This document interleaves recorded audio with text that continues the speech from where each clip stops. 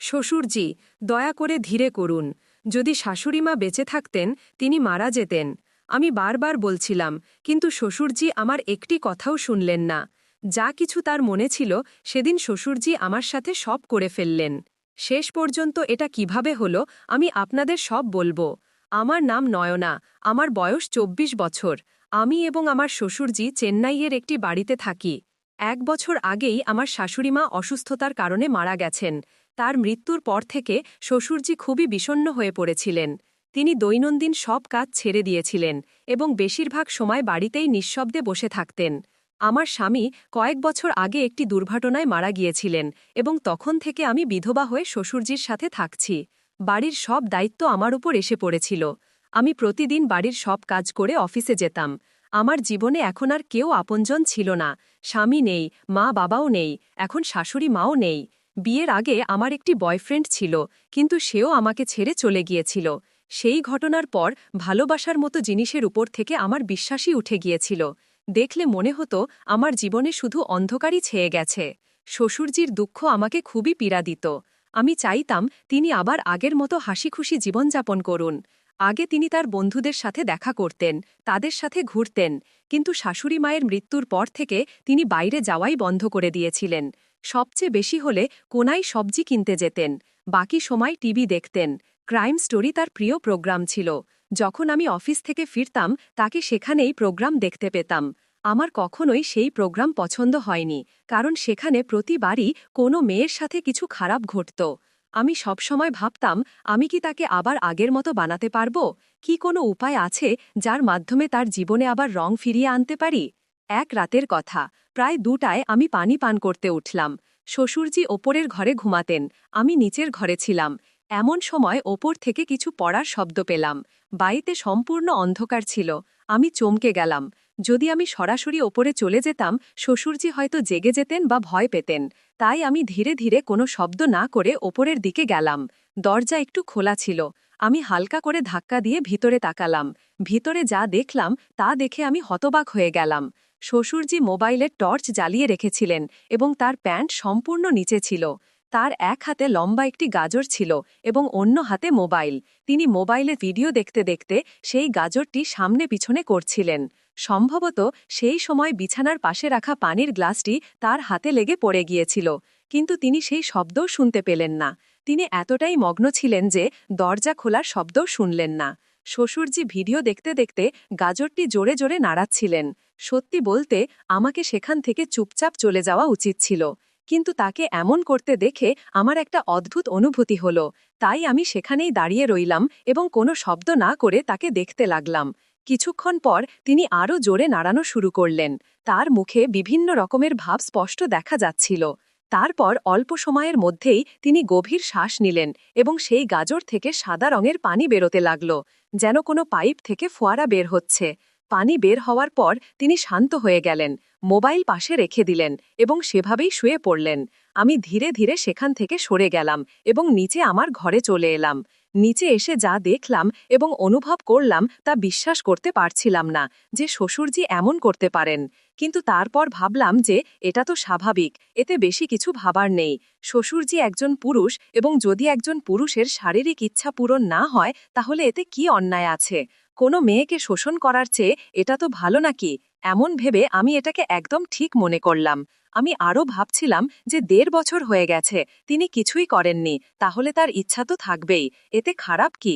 এখন যদি তিনি কোনো নারীর শরীর পাচ্ছেন না তাহলে হাতেরই সাহায্য নিতে হবে নাকি? তিনি এতে আর কি করবেন? এই ভাবতে ভাবতে আমার মনে এই চিন্তা এলো যে এখন এর দ্বিতীয় উপায় কি? তখনই হঠাৎ আমার মনে পড়ল যে শ্বশুরজি তাদের গাজর নাড়ানোর সময় খুব খুশি দেখাচ্ছিলেন। আমি তাদের কখনো এত খুশি দেখিনি। তারপর আমার বিশ্বাস হলো এবং বুঝতে পারলাম যে শ্বশুরজি কি চান। এটাই সেই এক জিনিস যা তাদের আগের মতো আবার খুশি করতে পারে। আমি অনেকক্ষণ ধরে এই নিয়ে ভাবছিলাম যে আমি শ্বশুরজিকে কিভাবে খুশি রাখতে পারি। আমার কোনো উপায় মাথায় আসছিল না। যদি তাদের জীবনে অন্য কোনো মহিলা চলে আসে তাহলে তারা কত খুশি হবেন, এই ভাবতে ভাবতে আমি ঘুমিয়ে পড়লাম। পরের দিন সকালে শ্বশুরজি স্নান করতে গেলে আমি নাস্তা বানাচ্ছিলাম। হঠাৎ আমার কালকের দৃশ্য মনে পড়ল এবং মনে চিন্তা এলো যে একবার দেখি শ্বশুরজি মোবাইলে কোন ভিডিও দেখেন। সকালের সময় ছিল, শ্বশুরজি বাথরুমে ছিলেন এবং আমি রান্নাঘরে চা বানাচ্ছিলাম, কিন্তু আমার মন বারবার সেই রাতের দৃশ্যে চলে যাচ্ছিল। আমি এখন তাদের একাকিত্ব বুঝতে শুরু করেছি। একজন মহিলা যখন একা হয় তখন সবাই তার দুঃখ বোঝে, কিন্তু একজন পুরুষ যখন একা হয় তখন তাকে শুধু শক্ত থাকতে হয়। ভেতর থেকে কতটা ভেঙে পড়েছে তা কেউ জিজ্ঞাসা করে না। আমি আস্তে করে শ্বশুরজির মোবাইল তুলে নিলাম। মোবাইল লক করা ছিল না। হিস্ট্রি খুললাম। তাহলে কিছু ভিডিও দেখলাম, কিছু ঠিক যেমন আমি রাতে দেখেছিলাম, কিন্তু তাদের মধ্যে কোনো জোড়াজড়ি বা অশ্লীল কথা ছিল না। সবগুলিতে কনসেন্ট, সফটনেস এবং ইমোশন ছিল। আমি অবাক হলাম, হয়তো তারা শুধু শারীরিক নয়, আবেগগত সংযোগও চাইছিলেন। সেই দিনই আমি প্রথমবার তাদের জন্য আমার হাতে করে লাঞ্চ বানালাম, একটু বেশি ভালোবাসা দিয়ে। যখন তাদের পরিবেশন করলাম তখন তারা মাথা তুলে আমার দিকে তাকালেন। অনেক দিন পর তাদের চোখে একটু আলো ছিল। নয়না, তুমি খুব ক্লান্ত হয়ে যাও, একটু বিশ্রামও করে নাও, তারা বললেন। আমি হাসলাম, আপনার জন্য যা করি তা ক্লান্তি মনে হয় না। তারা কিছু বললেন না, শুধু একটি দীর্ঘশ্বাস ফেললেন। হয়তো তাদের মনেও কিছু চলছিল। সেই রাতে আমি নিজেকে প্রশ্ন করলাম, আমি কি তাদের আবার বেঁচে থাকার কারণ দিতে পারি? এবং সেই কারণ কি আমি নিজেই হতে পারি? এই প্রশ্নগুলিতে ঘেরা আমি সেই রাতে ঘুমিয়ে পড়লাম। পরের দিন সকালে আমি রান্নাঘরে চা ফুটাচ্ছিলাম, কিন্তু আমার মন সেখানে ছিল, ওপরের ঘরের দিকে। শ্বশুরজি স্নান করতে গিয়েছিলেন এবং তাদের মোবাইল নিচে টেবিলে রাখা ছিল। হৃদয় দ্রুত স্পন্দিত হচ্ছিল, কিন্তু হাত নিজে থেকেই সেই ফোনের দিকে বাড়ল। ফোন আনলক ছিল। সরাসরি ভিডিও প্লেয়ারে গেলাম এবং সেখানেই কিছু নাম দেখলাম। রোম্যান্টিক স্টোরি, শ্বশুর বউ রোমান্স, বাবা মেয়ের গল্প। এটি দেখে আমার শ্বাস আটকে গেল। 1 সেকেন্ডের জন্য মনে হলো যেন কেউ আমার পেটে কিছু ভারী রেখে গেছে। কিন্তু আশ্চর্য ছিল যে কোনো অশ্লীল বা জোড়াজড়ির দৃশ্য ছিল না। যে ভিডিওগুলি ছিল সেগুলিতে মহিলাকে সম্মান দেওয়া হয়েছিল, তার ইচ্ছা জিজ্ঞাসা করা হয়েছিল। শ্বশুরজি শুধু তাদের অনুভূতির জন্য এটি সব দেখছিলেন, কোনো কামনার জন্য নয়। আমি ফোন বন্ধ করে দিলাম, কিন্তু মাথা এখন প্রশ্নে ভরে গেছে। তারা কি আমার মধ্যেই এটি সব দেখতে শুরু করেছেন? তারা কি আমাকে একজন মহিলা হিসেবে অনুভব করতে শুরু করেছেন? এবং সবচেয়ে বড় প্রশ্ন, আমি কি তাদের জন্য কিছু অনুভব করতে শুরু করেছি? সেই সন্ধ্যায় যখন আমি অফিস থেকে ফিরলাম, শ্বশুরজি সব সময়ের মতো টিভির সামনে ছিলেন। আমি গিয়ে তাদের হাত স্পর্শ করলাম। আপনি আজ কিছু খেয়েছেন কি? তারা চমকে না গিয়ে শুধু বললেন, তোমার হাত খুব গরম, সব ঠিক আছে তো?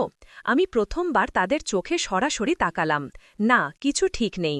তারা একটু ঘাবড়ে গেলেন। কি হয়েছে? আমি বললাম, কাল রাতে আমি আপনাকে দেখেছিলাম। ওপরে একদম নিস্তব্ধতা ছড়িয়ে পড়ল। তাদের মুখ থেকে রক্ত সরে গেল। তারা মৃদু স্বরে বললেন, আমি ক্ষমা চাইছি বেটা। আমি তাদের কথা মাঝেই কেটে দিলাম। আপনাকে আমার কাছে ক্ষমা চাইতে হবে না। এখন তারা আমার চোখে তাকানোর সাহস পাচ্ছিলেন না। আমি আস্তে করে তাদের হাত ধরে বললাম, আপনি মানুষ এবং মানুষের প্রয়োজন আছে।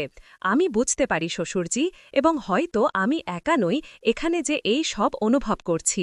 তারা চমকে আমার দিকে তাকালেন। আমি হেসে বললাম, আমরা দুজনেই একা। আমরা কি একে অপরের সহায় হতে পারি না? এক মুহূর্তের জন্য তারা সম্পূর্ণ নীরব হয়ে গেলেন। তারপর খুব মৃদু কণ্ঠে বললেন, নয়না, এই পথ খুব কঠিন। লোকেরা কি বলবে? আমি তাদের আঙুল আরও শক্ত করে ধরে বললাম, লোকেদের বাঁচতে হবে না, আমাদের বাঁচতে হবে। সেই সন্ধ্যায় যখন আমি তাদের হাত ধরলাম তখন তারা ঝটকা করে সরিয়ে নিলেন না, বরং কয়েক সেকেন্ডের জন্য থেমে গেলেন। তাদের হাতের তাপ আমার আঙুলের সাথে কথা বলছিল। আমার ঠোঁটে হালকা হাসি ছিল, কিন্তু হৃদয় দ্রুত স্পন্দিত হচ্ছিল। তারা কিছু বলতে যাচ্ছিলেন, কিন্তু শব্দ যেন গলায় আটকে গেল। আমি আস্তে করে বললাম, সত্যি বলুন, যখন সেই দিন আপনি আমাকে প্রথমবার শাড়িতে দেখেছিলেন তখন কি আপনার কিছু অনুভূতি হয়েছিল? তিনি চোখ নিচু করলেন, তারপর খুব ধীরে বললেন, প্রতিদিন নয়না, প্রতিদিন। আমি নিজেকে থামাই, কারণ তুমি আমার ছেলের। আমি তাদের মুখ আমার হাতের তালুতে নিলাম। আমি এখন শুধু কারো বিধবা নই, আমিও একজন মানুষ, একজন নারী, আর এখন আমি শুধু একা থাকতে চাই না। তিনি আমার চোখে তাকিয়ে কিছু খুঁজছিলেন, হয়তো অনুমতি, হয়তো ক্ষমা। আমি এগিয়ে গিয়ে তার হাত আমার পেটের ওপর রাখলাম। এখানে এখানে এখন কোনো বোঝা নেই। এখন যাই হোক তা নিজের ইচ্ছায় হবে। তিনি কম কম পেয়ে গেলেন। নয়না, তুমি। আমি আবার তার কথা কেটে দিলাম। এখন তুমি নও, শুধু আমরা। আমি প্রথমবার তার বুকের সাথে লেগে আমার মনের সব বোঝা ঝেড়ে ফেললাম। রাত 11:30 বাজে, বাড়ির লাইট নিভে গিয়েছিল। আমরা দুজন নিঃশব্দে নিজ নিজ ঘরে ছিলাম, কিন্তু ঘুম ছিল না আমার না তার। কিছুক্ষণ পর ওপরে থেকে তার পায়ের শব্দ এলো। দরজা খুলল না, শুধু একটু টোকা। আমি দরজা খুললাম। তিনি সেখানেই দাঁড়িয়েছিলেন, একটি সাদা কুর্তা, চপ্পল ছাড়া, যেন কিছু বলতে এসেছেন আর পথে ভুলে গেছেন। আমি কিছু না জিজ্ঞাসা করে তাকে ভিতরে রাখলাম। ঘরে শুধু একটি ছোট নাইট লাইট চলছিল। আমি ধীরে জিজ্ঞাসা করলাম, চা বানাই? তিনি বললেন, আজ কিছু অন্য চাই, গরম, আত্মীয়তার। আমি উত্তর না দিয়ে তার আঙুল ধরে তাকে বিছানার দিকে নিয়ে গেলাম। তার হাত কাঁপছিল। আমি বললাম, ভয় পাবেন না। আমি চাই আজ আপনি শুধু নিজের জন্য বাঁচুন। আমি তার মুখে হাত বুলালাম। বুড়ো ভাঁজে এক ব্যথা ছিল, একাকিত্বের, অপরাধবোধের আর কোথাও লুকিয়ে থাকা আশার। আমি তাকে আমার দিকে টেনে নিলাম। প্রথমবার আমাদের শ্বাস একে অপরকে অনুভব করছিল। তার ঠোঁট আমার কপালে ছুঁয়ে থেমে গেল। তারপর বললেন, নয়না, যদি আমি পথভ্রষ্ট হই? আমি চোখ বন্ধ করে বললাম, পথভ্রষ্ট হওয়াও মাঝে মাঝে প্রয়োজন, জীবন আবার অনুভূত হয়। ঘরটি ছোট ছিল। দেয়ালে অর্ধেক জ্বলা বাল্বের হালকা হলুদ আলো ছিল, যা সবকিছুকে নরম করে দিচ্ছিল। ঘরে নিস্তব্ধতা ছিল, কিন্তু আমাদের ভিতরে অনেক শোরগোল হচ্ছিল। শ্বশুরজি আমার সামনে দাঁড়িয়েছিলেন। তার চোখে সংকোচ ছিল, কিন্তু হাতে এক অজানা অস্থিরতা। আমি ধীরে তার কুর্তার বোতামে আঙুল রাখলাম। যদি আপনি চান, না বলতে পারেন। তিনি কিছু বললেন না, শুধু একটি নিঃশ্বাস ফেললেন এবং চোখ বন্ধ করলেন। প্রথম বোতাম খুলল, তারপর দ্বিতীয়, তারপর তৃতীয়। তার বুকের কুচকানো ত্বক আমার সামনে ছিল, কিন্তু তাতে দুর্বলতা ছিল না, তাতে একাকিত্বের গল্প লুকিয়েছিল। আমি হালকা করে আমার হাত তার বুকের ওপর রাখলাম। তিনি কেঁপে উঠলেন। আপনি কাঁপছেন? আমি ধীরে বললাম।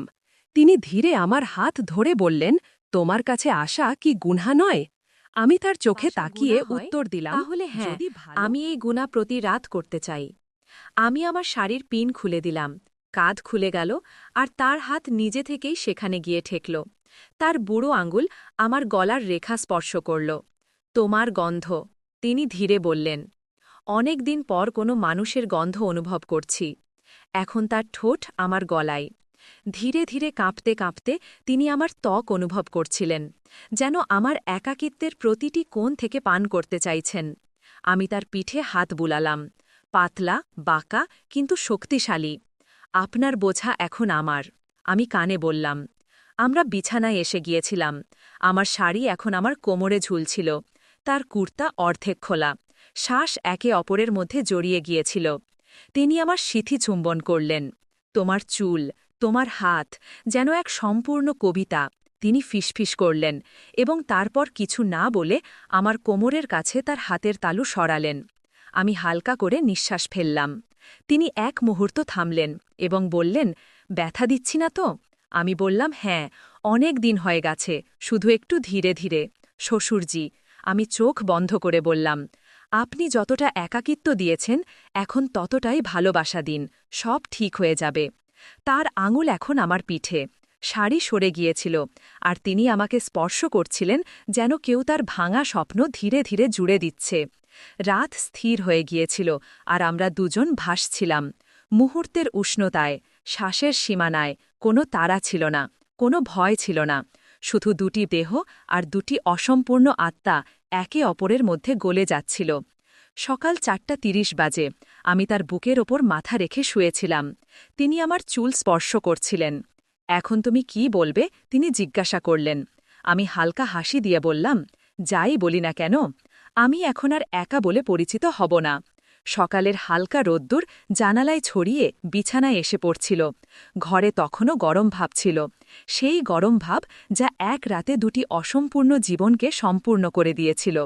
নায়না তার বুকের ওপর মাথা রেখেছিল, আর তিনি তার চুলে আঙুল বুলিয়ে দিচ্ছিলেন। কেউ কিছু বলছিল না, কারণ যা বলার ছিল তা সবই নীরবতায় বলা হয়ে গিয়েছিল। কিছুক্ষণ পর তিনি আস্তে করে বললেন, আমি এই জীবনে অনেক কিছু হারিয়েছি, কিন্তু এখন মনে হচ্ছে হয়তো শেষ পর্যন্ত কিছু পেয়েও থাকতে পারি। নায়না হেসে বলল, আমরা একে অপরের মধ্যে সেই অংশটি পেয়েছি যা আমরা নিজেদের মধ্যে হারিয়ে ফেলেছিলাম।